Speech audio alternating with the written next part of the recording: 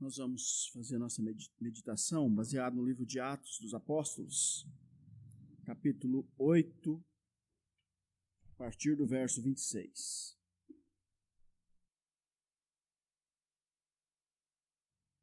Atos, capítulo 8, a partir do verso 26.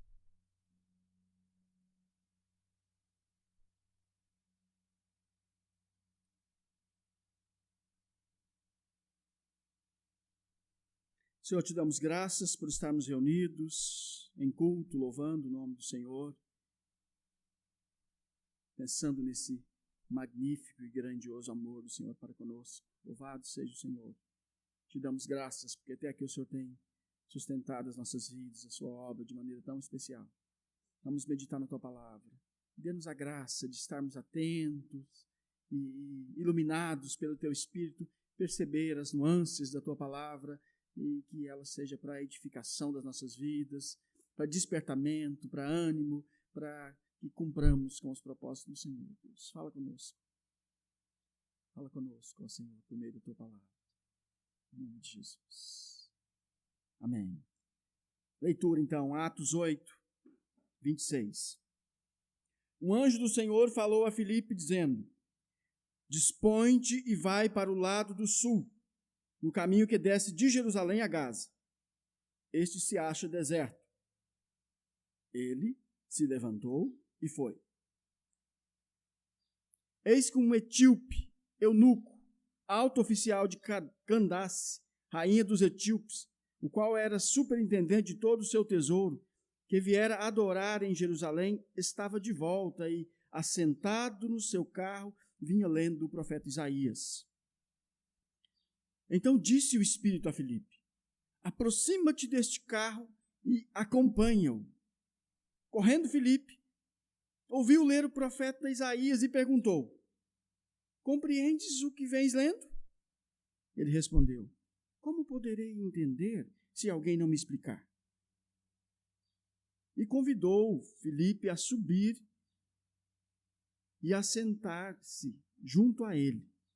Ora, a passagem da Escritura que estava lendo era esta: foi levado como ovelha ao matadouro, e como um cordeiro mudo perante o seu tosquiador, assim ele não abriu a boca. Na sua humilhação, lhe negaram justiça. Quem lhe poderá descrever a geração? Porque da terra a sua vida é tirada. Então o eunuco disse a Filipe: peço-te que me expliques a quem se refere o profeta. Fala de si mesmo ou de algum outro? Então Filipe explicou, e começando por essa passagem da Escritura, anunciou-lhe a Jesus. Seguindo eles caminho fora, chegando a certo lugar onde havia água, disse o eunuco: eis aqui água, que me impede que seja batizado? Filipe respondeu: é lícito, se crês de todo o coração. E respondendo ele disse: creio que Jesus é o Cristo, Filho de Deus. Então mandou parar o carro, ambos desceram à água e Filipe batizou o eunuco. Glória a Deus. Quando saíram da água, o Espírito do Senhor arrebatou a Filipe, não vendo mais o eunuco. E este foi seguindo o seu caminho, cheio de júbilo. Mas Filipe veio achar-se em Azoto, e passando além, evangelizava todas as cidades até chegar a Cesareia. Capítulo 9. Saulo, respirando ainda ameaças e morte contra os discípulos do Senhor, dirigiu-se ao sumo sacerdote e lhe pediu cartas para as sinagogas de Damasco, a fim de que, caso achasse alguns que eram do caminho, assim homens como mulheres, os levasse presos para Jerusalém. Seguindo ele, estrada fora, ao aproximar-se de Damasco, subitamente uma luz do céu brilhou ao seu redor, e caindo por terra, ouviu uma voz que lhe dizia: Saulo, Saulo, por que me persegues? Ele perguntou: quem és tu, Senhor? E a resposta foi: eu sou Jesus, a quem tu persegues. Mas levanta-te e entra na cidade, onde te dirão o que convém fazer. Os seus companheiros de viagem pararam emudecidos, ouvindo a voz, não vendo, contudo, ninguém. Então se levantou Saulo da terra e, abrindo os olhos, nada podia ver. E, guiando-o pela mão, levaram-no para Damasco. Esteve 3 dias sem ver, durante os quais nada comeu nem bebeu. Ora, havia em Damasco um discípulo chamado Ananias. Disse-lhe o Senhor numa visão: Ananias. Ao que respondeu: Eis-me aqui, Senhor. Então o Senhor lhe ordenou: Dispõe-te e vai à rua que se chama Direita, e na casa de Judas procura por Saulo, apelidado de Tarso, pois ele está orando.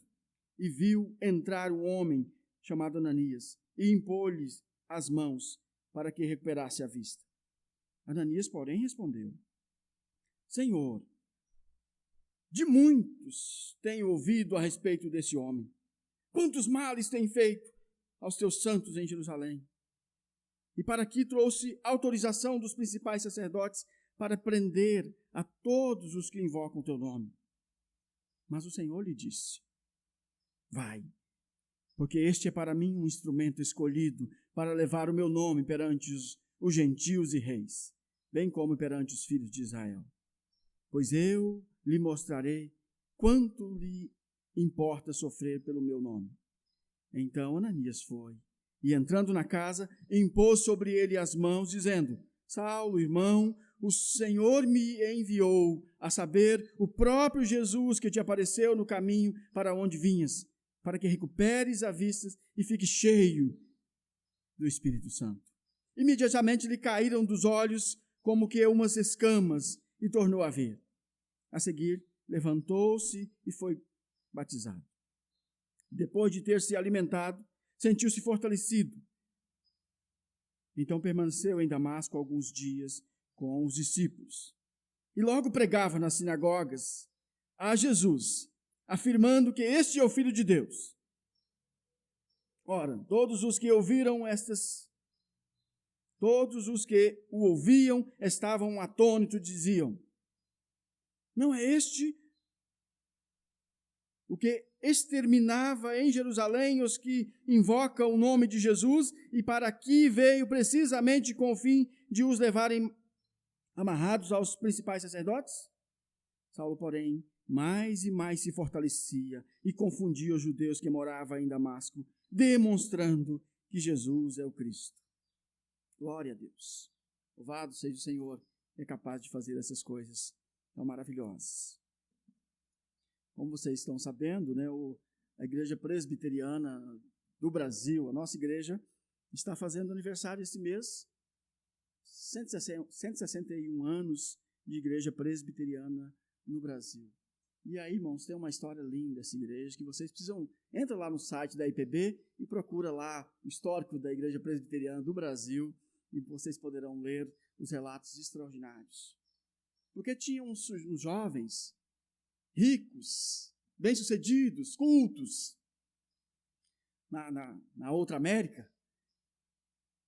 Mas Deus encheu o coração deles de tal maneira que eles se dispuseram a vir para o Brasil e dar as suas vidas em favor dos brasileiros, pregando o genuíno evangelho. Assim nasceu a Igreja Presbiteriana. Alguns casais vieram. O principal missionário é o Simon, né, que é o mais conhecido. Mas tinha alguns ali com ele. E eles vieram, abriram mão da vida no primeiro mundo e vieram para o Brasil há 160 anos atrás. Vocês imaginam como é que era o Brasil há 160 anos atrás? Eles duraram poucos anos aqui, poucos anos. Porque não tinha tratamento de saúde, tinha muitas doenças, era uma vida extremamente difícil, especialmente para quem estava vindo de um país de primeiro mundo. Extremamente difícil, morreram logo. Mas começaram a Igreja Presbiteriana do Brasil. A Igreja Presbiteriana já havia em vários lugares do mundo há muitos séculos, mas no Brasil começou com estes há 161 anos atrás. E aí, fiquei pensando nesses dias, né, a respeito dessa obra que Deus está fazendo no Brasil, por meio da Igreja Presbiteriana. Deus está fazendo por meio de muitas igrejas, mas nós somos presbiterianos e a gente fica pensando nessa obra.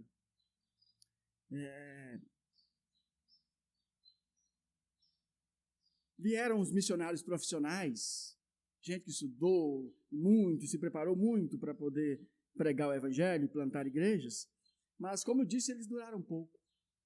E aí a igreja segue firmemente, crescendo, a obra de Deus crescendo, por meio daqueles que eles evangelizaram. Homens e mulheres, a maioria anônimos, a grande maioria anônimos, um ou outro que tem um renome, a maioria anônimos. E aí eles começam a voltar para as outras nações, e hoje nós temos a Igreja Presbiteriana do Brasil, tem missionários espalhados pelo mundo afora, pregando o evangelho, fruto dessa igreja que eles começaram, de maneira assim tão inspiradora, no poder de Deus, na direção de Deus, mas com recursos humanos tão limitados, tão pequenos, e Deus vai fazendo essa obra tão maravilhosa. Se você não conhece direito ainda, procure conhecer a obra de Deus realizada no Brasil por meio dos presbiterianos. É algo extraordinário, extraordinário. Aí leio esse texto nessa manhã, pensando que aqui nós encontramos alguns aspectos da missão. Aqueles aspectos que são basilares, elementares, para que a missão de Deus se realize, a gente encontra nesse texto. Por exemplo, de maneira bem breve, o texto que nós lemos nos mostra que os crentes, os cristãos, precisam estar atentos aos comandos do Senhor o tempo todo. Os crentes precisam estar atentos aos comandos do Senhor. Veja o caso desse Filipe, por exemplo. Esse Filipe, ele é um missionário, ele é um diácono, lá em Atos 6 conta dele, é um diácono, foi eleito para servir às mesas. Essa é a ideia da diaconia, né? É da assistência social da igreja.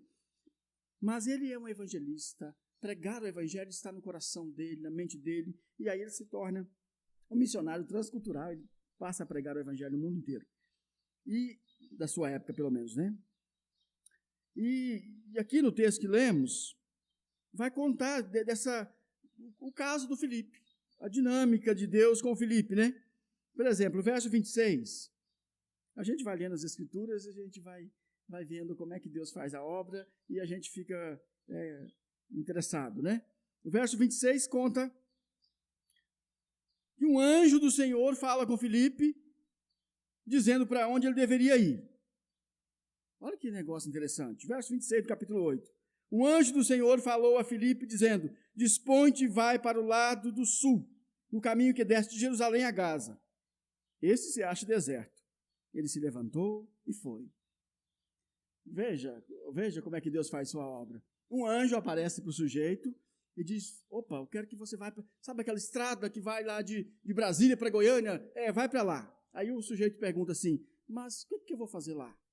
Qual ponto da estrada eu devo ficar? Aí o anjo do Senhor diz: não, isso não é para agora. Agora o que Deus tem para você é que você deve ir lá para aquela estrada.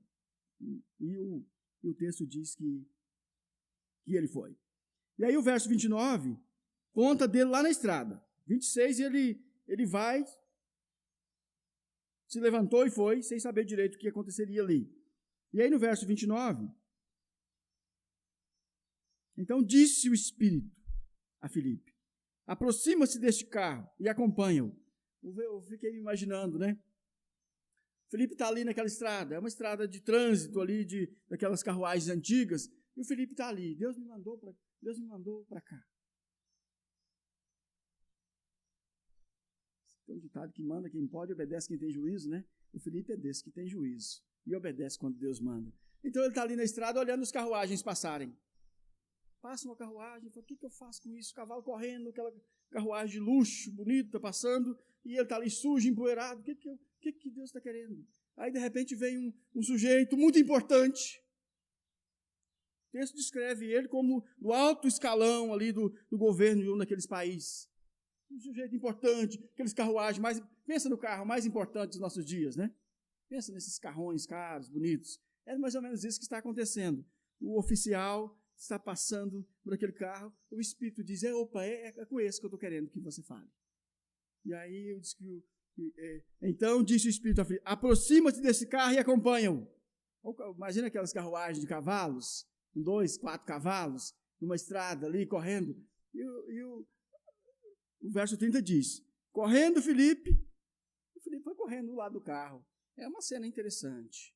Passando uma carruagem importante, sujeito importante, e o Filipe, o servo de Deus, está ali cheio de poeira, né? Na roupa, nos pés, e o anjo fala para ele, aproxima desse carro, com esse que eu estou querendo falar.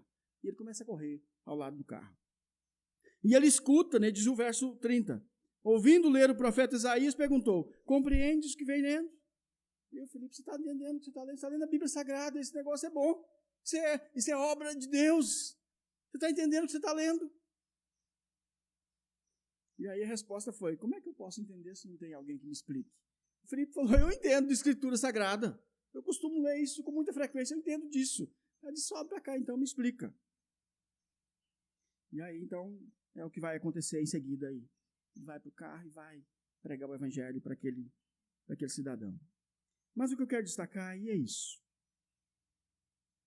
Que os crentes precisam estar atentos aos comandos do Senhor. Porque o Senhor diz, vai para tal lugar. E diz, o Senhor fala com aquele sujeito lá. Qual sujeito que é para eu falar? O Espírito fala. Irmãos, tenho pregado sobre isso aqui com muita ênfase, né? A vida do servo de Deus é uma vida de interação com o sobrenatural, é de escutar Deus e de agir comandado pelo Senhor.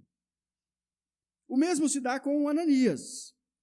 Veja aí então o Ananias agora. E o Ananias é totalmente diferente. O Filipe é um missionário importante, digamos, né? Já aquela pessoa que tem lá uma fama já como missionário. Mas Deus fala agora com o tal de Ananias, que é um sujeito totalmente desconhecido e nem aparece na Bíblia Sagrada mais. Ananias é um sujeito assim, que ele não tem um ministério, ele não é um diácono, um evangelista, um pastor, nada disso. Ele é alguém que crê em Jesus apenas. Você pode dizer que isso é apenas, né? Mas esse é o Ananias. Veja comigo aí o verso 9, a partir do capítulo 9, a partir do verso 10. Que coisa aí interessante. Pensa um cristão sem título, sem qualificação para ministério. Esse é o Ananias. Ora, havia em Damasco, nós lemos a história do Saulo, vocês pegaram, né? Deus de maneira maravilhosa vai ao encontro do Saulo, sujeito complicado que está perseguindo a igreja, e o Senhor para ele na estrada, ele está indo de Jerusalém para Damasco, o Senhor para ele e manda ele agora para Damasco e fala com Ananias. Ora, havia em Damasco um discípulo chamado Ananias. A única coisa que se sabe do Ananias é que ele era um discípulo. O discípulo do Novo Testamento é alguém que crê no Evangelho e se torna seguidor de Jesus de Nazaré. Esse é o discípulo. Disse-lhe o Senhor, numa visão. O Senhor falou com ele. O Senhor falou com Ananias. Falou com Filipe, por meio de um anjo, de maneira muito especial. Agora o Senhor fala com Ananias, que é um sujeito simples, e fala com ele por meio de uma visão. E Ananias entende. Ao que respondeu, eis-me aqui, Senhor. O Ananias sabe que é o Senhor. Ele diz, eis-me aqui, Senhor. Então o Senhor lhe ordenou, dispõe-te, vai à rua que se chama direita. E na casa de Judas procura por Saulo, apelidado de Tarso, pois ele está orando e viu entrar um homem chamado Ananias e impor-lhe as mãos para que recuperasse a vista. E aí Ananias se expressa, né? Ele vai dizer que falar com Saulo ali é algo perigoso. Saulo é um perseguidor da igreja perigoso. E Ananias é um sujeito que se converteu e não tem experiência evangelística, ele não é um missionário famoso. Então ele está com medo. Então ele diz no verso 13, Ananias, porém, respondeu, Senhor, de muito tenho ouvido a respeito desse homem. Quantos males tem feito aos teus santos em Jerusalém? E para que trouxe autorização dos principais sacerdotes para prender todos os que invocam o teu nome. Mas o Senhor lhe disse, vai, porque este é para mim um instrumento escolhido para levar o meu nome perante os gentios e reis, bem como perante os filhos de Israel. Pois eu lhe mostrarei quanto lhe importa sofrer pelo meu nome. Então, Ananias foi. Então, eu quero destacar isso nesse ponto. E Deus fala com Ananias, nessa visão, lhes dá os detalhes da missão que tem pela frente, e o Ananias vai. Uma grande missão, encontrar com o grande Saulo de Tarso, um homem famoso, importante e malvado, terrível, perigoso, agora já quebrantado, mas ele vai.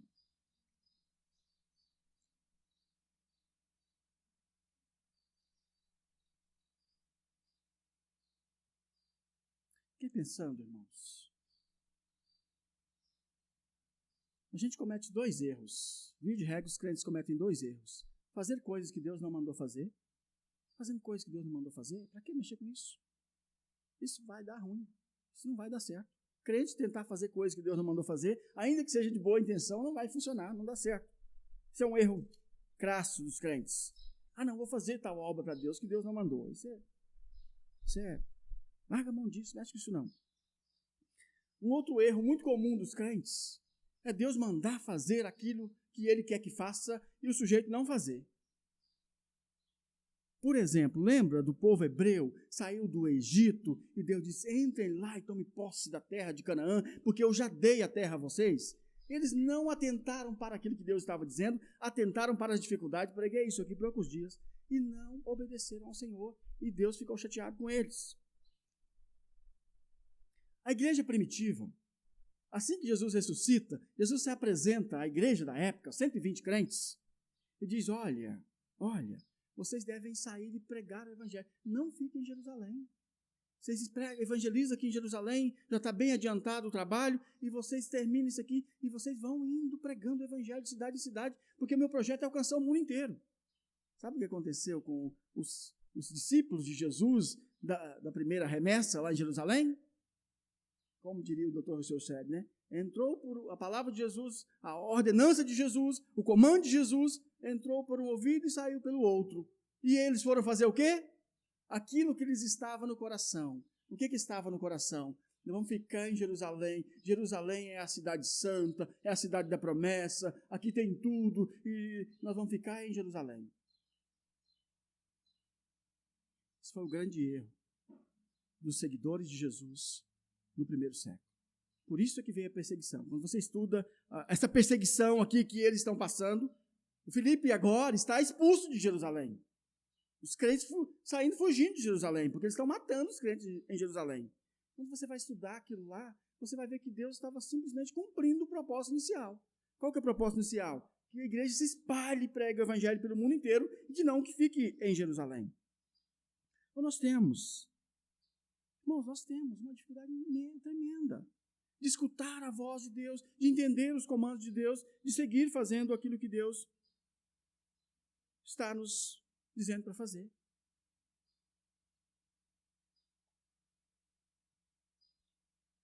Lembrei do profeta Samuel, do menino Samuel. Samuel é um menino como esse que aqui estão. E Deus falou com ele. Deus fala com as crianças, você acredita? Deus fala com as crianças. Deus falou com o menino Samuel. Aí o menino Samuel não tem experiência com Deus. Ele foi lá conversar com o profeta que cuidava da casa. O senhor me chamou? Eu escutei uma voz me chamando. O senhor que me chamou? O profeta disse, não chamei não, menino. Vai dormir. O que acontece de novo? Deus vai falar de novo com o menino Samuel. E Deus chama, Samuel, tem um projetão para você. Samuel se levanta da cama, se ajeita e vai de novo falar com o profeta. E o senhor me chamou de novo. A terceira vez, o profeta sacou. Falou, quem está falando com esse menino é Deus. Aí o profeta ensinou para o Samuelzinho. Quando você escutar a voz, você diz, pode falar, Senhor, porque o teu servo te escuta. E aí o profeta Samuel começa ali a relacionar com Deus, ouvir a voz de Deus e responder aos comandos do Senhor. Mas de regra nós temos uma dificuldade enorme com isso. Enorme. Não atentamos direito para aquilo que Deus fala, e Deus fala, a gente não discerne, e a gente vai tocando a vida alheio àquilo que Deus está fazendo. A obra de Deus, a missão do Senhor, ela se cumpre quando os servos de Deus estão atentos aos comandos do Senhor. Se a obra de Deus avança por meio da atuação sobrenatural do Senhor, conduzindo, guiando o seu servo ao cumprimento da missão, nós precisamos estar atentos aos comandos de Deus o tempo todo. Deus tem falado com você? Deus tem falado contigo? Você tem ouvido a voz de Deus? Irmãos, uma leitura breve da Bíblia Sagrada, você vai ver que Deus interage com os seus. Deus fala conosco de diversas maneiras, das maneiras as mais diversas, mas Deus fala conosco e Deus guia os nossos passos. Nós precisamos ficar atentos. Esse é o primeiro, para fazer a missão. A obra de Deus anda, as coisas acontecem quando o Senhor falou com Simon, lá nos Estados Unidos. Simon é um jovem recém-casado, está orando, Senhor, o Senhor quer me usar? Ele é um intelectual, poderia dar aula nas faculdades, lá nos seminários, inclusive tinha chamado para fazer isso, mas o Simon está em oração e Deus fala para ele, tem uma grande obra para realizar no Brasil, lá não tem crente. Aqui tem muito crente, lá não tem. Então você precisa que você vá para lá. O Simon encheu-se de ânimo, e o Senhor está nos mandando para o Brasil, vamos para o Brasil. Os pastores ficaram doidos com ele, né? Dizer, que é isso, menino, você é inteligente, bem estudado, fica aqui, nós vamos encher você de cuidado. Ele falou, não quero cuidar dos homens, eu quero estar dentro da vontade de Deus, vamos para o Brasil. Assim que deve viver o servo do Senhor. Deus tem falado com você? Você está ouvindo a voz de Deus? Ou está andando por aí? Crente anda seguindo as instruções do Senhor, ouvindo a voz de Deus, obedecendo os comandos. Inclusive para fazer a missão. Esse é o primeiro aspecto. Primeiro elemento aqui da obra missionária. Precisamos estar atentos aos comandos de Deus. Para a gente fazer aquilo que Deus nos manda fazer. A gente se envolve em tanta coisa, né? Oh, meu Deus! A igreja se envolve em tantas coisas, e faz tanta coisa, e cria um ativismo tremendo, sem perguntar para Deus se Deus está interessado naquilo. Quando a gente pergunta, Deus fala, ixi, meu filho, eu estava querendo outra coisa. Então, a gente precisa andar alinhado com o Senhor, né? Ô, Senhor, o que o Senhor está querendo para a minha vida? O que o Senhor tem para mim? E é isso que eu vou fazer. Eu vou dizer uma coisa para você, que está me ouvindo. Se você se colocar diante de Deus e dizer, Senhor, como estes, como esse missionário Filipe, ou como esse Ananias, que era apenas alguém da igreja, eu quero me colocar diante do Senhor, à disposição do Senhor, fala comigo e eu vou atender os comandos do Senhor. Você vai começar a ter experiências maravilhosas com o Senhor. O Senhor fala conosco, o Senhor dá comandos extraordinários. Gente da Antioquia tem já experimentado isso. Esse é o primeiro aspecto da realização da obra missionária. O segundo aspecto é óbvio, né? Se Deus dá comandos, nós devemos estar preparados e dispostos para obedecer aos seus comandos. Já mencionamos algumas coisas do Filipe, muito interessantes, né? Porque imagina você estar numa cidade, provavelmente a pé, aí Deus fala, você sabe aquela estrada lá importante que passa lá as carruagens? Eu quero que você vá para lá. Ao receber o comando do anjo, Filipe se levantou e foi, diz o verso 26. Sem saber direito o que ia fazer lá. Atendendo aos comandos. Disposto a obedecer. Preparado para obedecer. O Filipe está preparado para obedecer porque quando o sujeito pergunta para ele, né? Aí ele vai lá para a estrada e chega na estrada, as carruagens estão passando e ele está sem saber, aí de repente o Espírito lhe fala de novo, né? O Espírito fala. Verso 29, né? Repetindo. O Espírito disse, aproxima esse carro, aproxima dele. Mas aí o sujeito está lendo uma passagem complexa do profeta Isaías. O Filipe precisa entender de interpretação bíblica, saber o que está dizendo o profeta Isaías, porque o sujeito pergunta para ele, você pode me explicar, porque eu não estou entendendo nada. Aí o missionário que está bem preparado, ele entende as escrituras sagradas, você conhece a Bíblia Sagrada? Você tem condição de contar para um sujeito o que está dizendo o texto da Bíblia Sagrada? Isso é o servo de Deus. O servo de Deus precisa ter conhecimento da Bíblia Sagrada. Quando alguém perguntar o que está dizendo aquela passagem, você dizer, opa, é isso que está dizendo. Olha que é isso que acontece com Filipe. Ele sobe na carruagem, a carruagem de luxo, bateu a poeira ali das pernas, subiu na carruagem de luxo, tomou o texto sagrado e começou a dar explicação.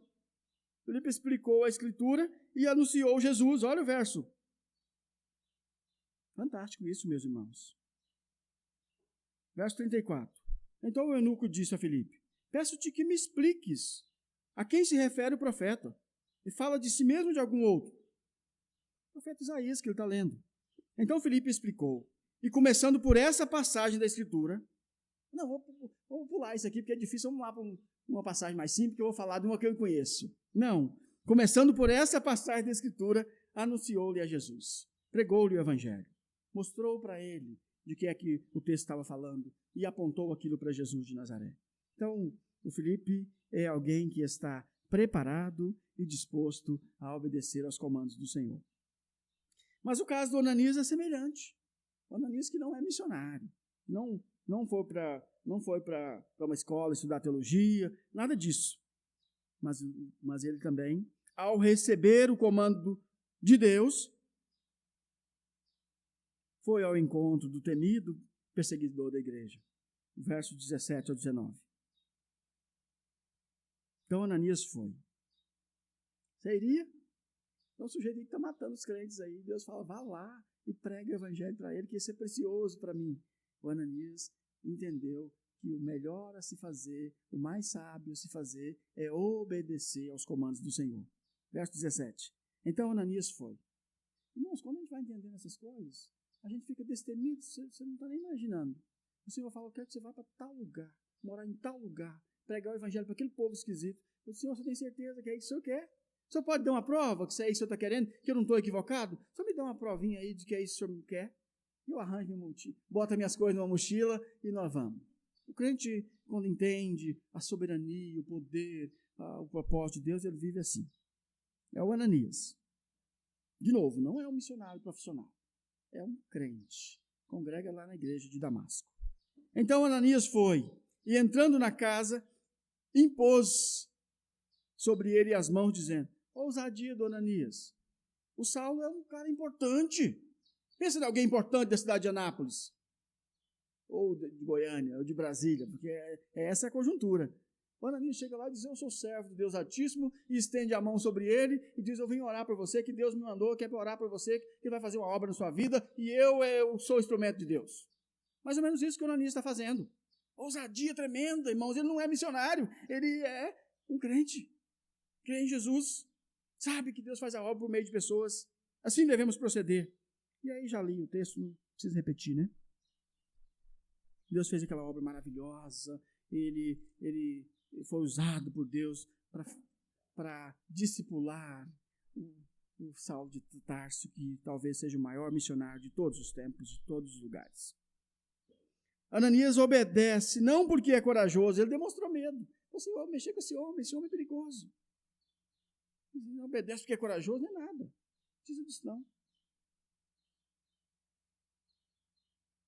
Ele obedece porque temia a Deus. E obedecer não por medo, ou não por coragem, mas por temor do Senhor. Se Deus está mandando fazer, é isso que nós vamos fazer. E aí eu me lembro do Ronaldo Lidório, que é o nosso missionário presbiteriano conhecido, né? Vocês conhecem muito bem.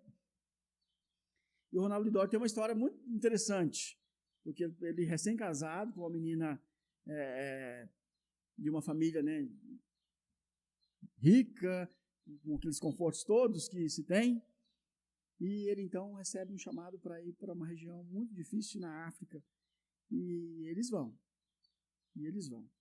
E aí alguém questiona ele, né? Onde você arranja coragem, Ronaldo Lidório, para levar sua esposa, essa menina, acostumada com os confortos? Onde você arranja coragem para pegar essa menina e levar para aquela tal conjuntura tão terrível lá? Você é corajoso demais, Ronaldo. Ele diz, não tenho coragem, não. Eu tenho enche de temor, tenho medo. Mas eu estou obedecendo ao Senhor. Se o Senhor me mandar ir para qualquer lugar, eu vou, porque eu temo ao Senhor, eu obedeço ao Senhor.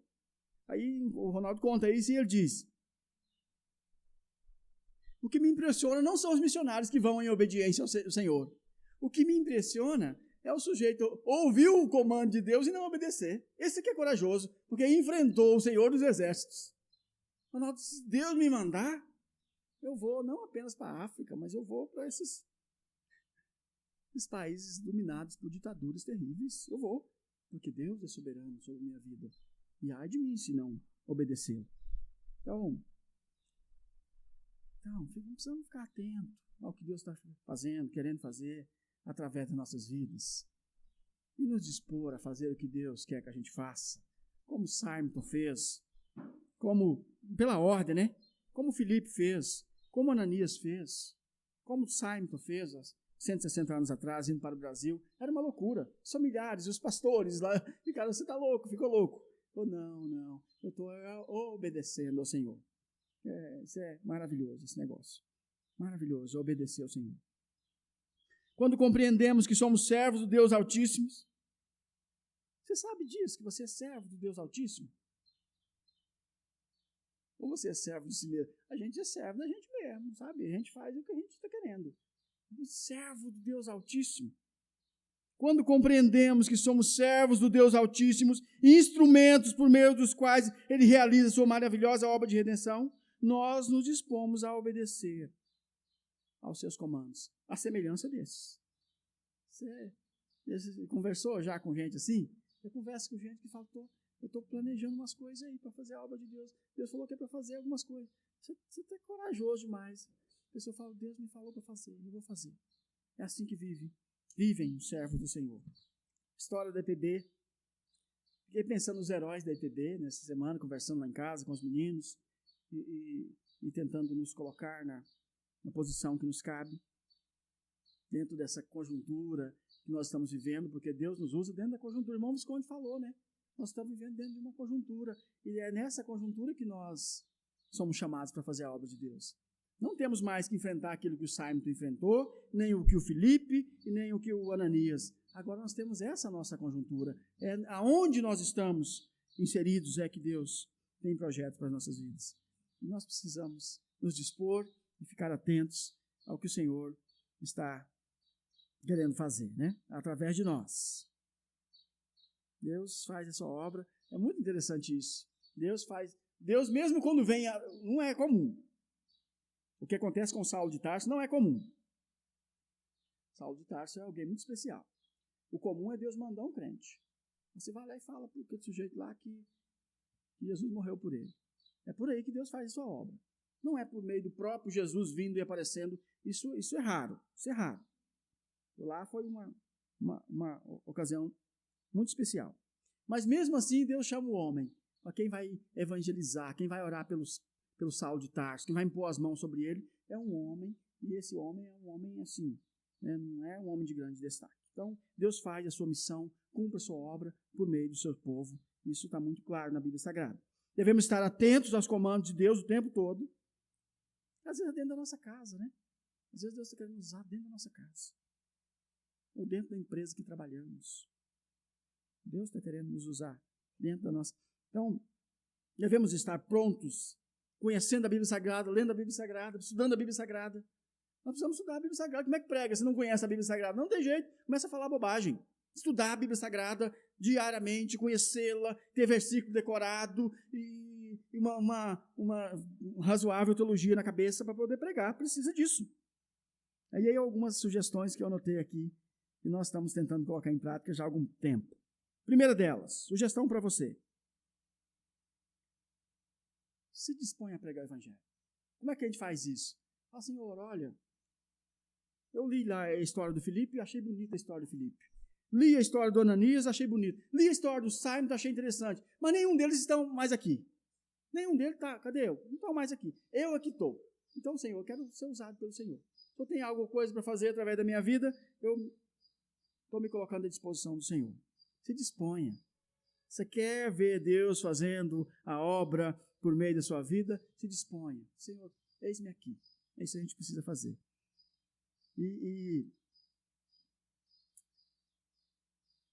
Uma sugestãozinha que a gente dá para as crianças, né?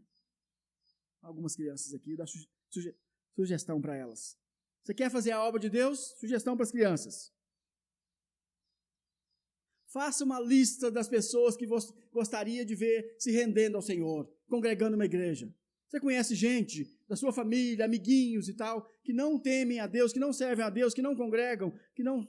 Faça uma lista dessas pessoas. Né? Pode ser familiares, amigos, coleguinhas da escola, vizinhos. Ou um povozinho de outro país distante, pode ser. Os missionários fazem isso, vão orar para um país distante. Passe a orar regularmente por essas pessoas, dizendo: Senhor, eu quero ser instrumento do Senhor. Senhor, aqui meu pai não conhece o Evangelho. Ele não conhece, ele está em outro caminho. Senhor, me dê a oportunidade de pregar para o meu pai. Senhor, meu avô, gosto tanto do meu avô, mas meu avô, ele não conhece o Evangelho, eu quero ser instrumento para a pregação do Evangelho. Gente, eu tive o privilégio de ser instrumento de Deus dentro da minha família, com uma hostilidade danada, uma família católica, complexa, e eu tive o privilégio de Deus dizer: eu quero que você evangeliza primeiro a sua família.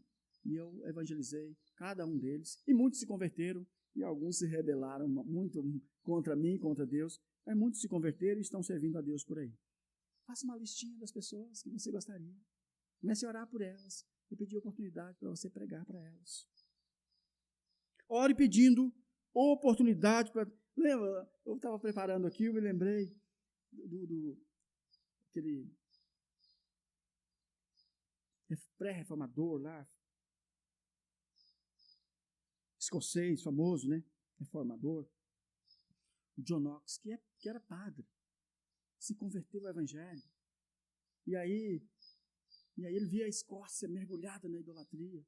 E ele dizia assim, depois de convertido: Senhor, dá-me a oportunidade de evangelizar a Escócia, senão eu quero morrer. Senhor, dá-me almas, ou eu quero morrer. A minha vida não faz sentido. Eu não quero viver para ficar ganhando dinheiro. Eu não quero viver para ficar construindo coisas para esse mundo. Senhor, dá-me almas. Ele está dizendo: Senhor, me usa para evangelizar o meu povo. E Deus usou poderosamente. E tem muitos casos assim. Sugestãozinha para você. Abra lá o site dos missionários e começa a ler um pouquinho da história. Dos homens e mulheres que Deus usou para divulgar o Evangelho mundo afora.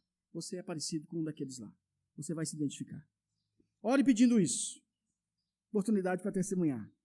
Ore pedindo capacitação para pregar. Eu não sei pregar, eu vou deixar... Gente, não tem isso na Bíblia. Não tem. O Felipe é um missionário, um pregador profissional. O Ananias não sabe pregar, mas ele sabe ir lá e dizer para o sujeito aquilo que Deus mandou dizer. Ele sabe contar um versículo da Bíblia. Ele sabe dizer qual é o caminho da salvação. Então, se você tem a oportunidade de estudar profundamente as doutrinas, muito bem. Se você não tem, pegue as doutrinas principais de evangelização e vá pregar. Aprenda a pregar. Desafio maravilhoso aí. Eu vou pregar. A Bíblia lá em casa a gente faz o revezamento. Cada dia um dirige o culto. Menino de 8 anos dirigindo o culto. E prega. Eu tenho 2 filhos, vocês conhecem. Hoje, o mais velho tem 12 e a mais nova tem 11. Ambos pregam. Pregam lá em casa, no nosso culto, e pregam em outros lugares. Vai lá dirigir o culto. Eles fazem o culto e pregam. Pregam a palavra. E pregam com fidelidade. E eu fico corrigindo. A benção maravilhosa. Benção. Reveze lá na sua casa. Na sua casa tem várias pessoas. Reveze para fazer o culto. Vamos fazer o culto diário, ou vai a escalinha da semana. Hoje eu dirijo, amanhã você dirige. Pega a Bíbliazinha de estudo. Não vai sem preparar, não. Você se prepara. Quem é que vai dirigir o culto hoje? Então você se prepara. Chama o pai, chama a mãe, dá uma ajudinha. Vai. É assim que nascem os grandes missionários. E aí orar pedindo atuação sobrenatural. Porque se não tiver atuação de Deus, poder de Deus, nada. Você pode pregar, sair, fazer... Não, precisa de atuação sobrenatural de Deus para a coisa acontecer. Nós da IPB, anotei aqui. Nós da IPB temos um papel muito importante nesses dias, nessa conjuntura. Tinha muita igreja evangélica, com tipos mais diversos, nomes mais diversos. Irmãos, Deus vai usar grandemente nesses próximos dias, ou nesses dias de retorno à normalidade, né, de reunião.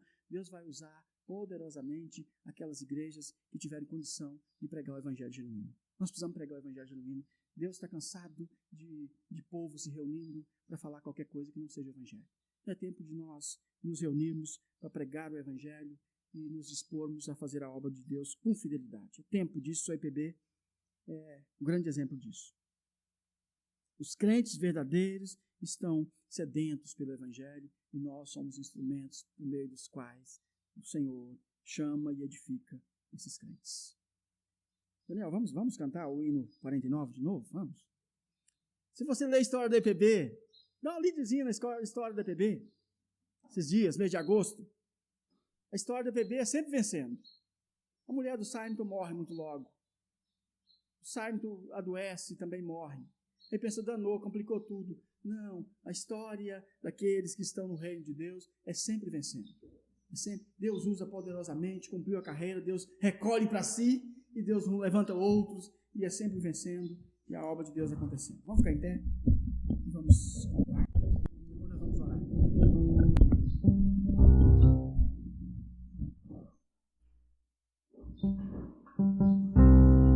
Hino de número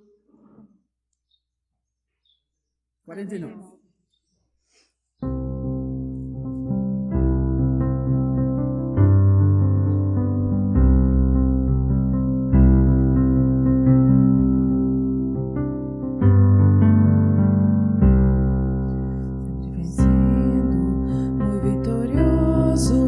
Cristo Jesus, o Senhor, é soberano, chefe bendito, em tudo ele é vencedor.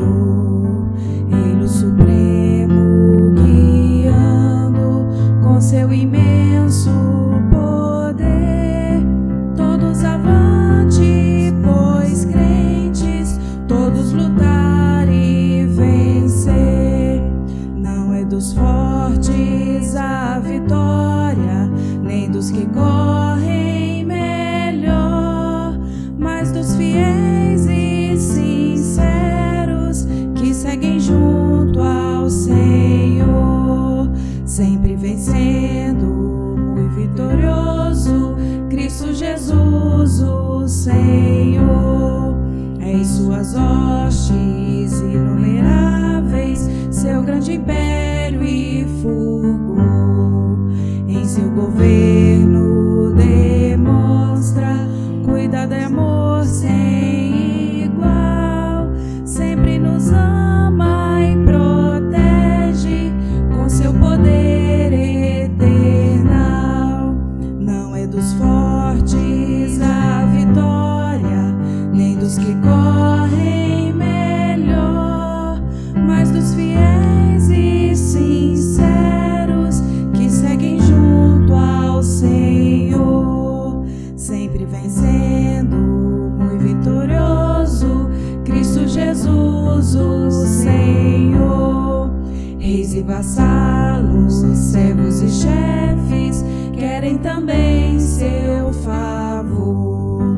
Senhor, desejo e te imploro que me permitas lutar sempre ao teu lado, invencível, até meus dias findar. Não é dos fortes a vitória, nem dos que correm melhor, mas dos fiéis e sinceros que seguem junto ao Senhor. Senhor, nós te louvamos pela história da redenção maravilhosa, pela vinda de Jesus ao mundo, a abrir mão da glória, daquela vida maravilhosa e vir para esse mundo e andar por aqui e se dar por nós, a ponto de ir para a cruz. Nós louvamos o teu nome. Louvamos o teu nome pela ressurreição de Jesus, que está vivo e vive eternamente conosco. Te louvamos porque o Senhor levanta homens e mulheres para fazer a obra do Senhor ao longo da história. O Senhor sabe, Senhor, às vezes nós nos sentimos confrontados quando lemos a Tua palavra, que fala que o Senhor realiza a Tua obra por meio de Teus servos. Às vezes nos sentimos incapacitados, impossibilitados, mas sabemos que é o Senhor que fortalece, que é o Senhor que habilita, capacita, é o poder do Senhor que se aperfeiçoa na fraqueza. Então colocamos as nossas vidas à disposição do Senhor, Deus. Gratos por tudo que o Senhor tem feito. Lembrando um pouco da história da IPB, a obra maravilhosa que o Senhor tem realizado. Só o Senhor, que é grande e poderoso, poderia fazer tão grande obra no Brasil e mundo afora. Louvamos ao Senhor. E nós queremos colocar nossas vidas nas Tuas mãos, ó Senhor. Usa-nos. Usa a igreja de Antioquia. Usa as nossas crianças, os nossos adolescentes, jovens, senhores e senhoras, que nós possamos proclamar o nome do Senhor com fidelidade, com clareza e ver a obra do Senhor acontecendo. Oh Deus, e para aqueles que o Senhor tem projeto além da igreja de Antioquia, além da região que a gente mora, nós colocamos a nossa vida à disposição do Senhor. Sabemos que o melhor lugar para estar é dentro da vontade do Senhor. Seja aonde o Senhor mandar, iremos para cumprir os propósitos gloriosos do Senhor. Capacita-nos, enche o nosso coração de ânimo, de disposição e leva-nos a pregar o Evangelho mundo afora. Senhor. Oh Deus bendito. Louvado seja o Senhor pelo privilégio de participar disso. Essa obra tão maravilhosa que o Senhor está fazendo mundo afora. Dê-nos a graça de ser instrumento eficaz nas tuas mãos. De ver a gente se rendendo ao Senhor, tendo as vidas transformadas pelo Evangelho. Oh Espírito Santo, atua em nós e por meio de nós, de modo a pregarmos com ousadia, com fidelidade, com determinação, com clareza, no poder do Espírito Santo do Senhor. Oh Senhor, usa as nossas vidas. Usa-nos. Que a nossa história seja uma história para a glória do teu nome, para o bem da igreja do Senhor. A graça maravilhosa do Senhor Jesus, o grande amor de Deus nosso Pai e a companhia preciosa do Espírito Santo estejam sempre conosco. Amém.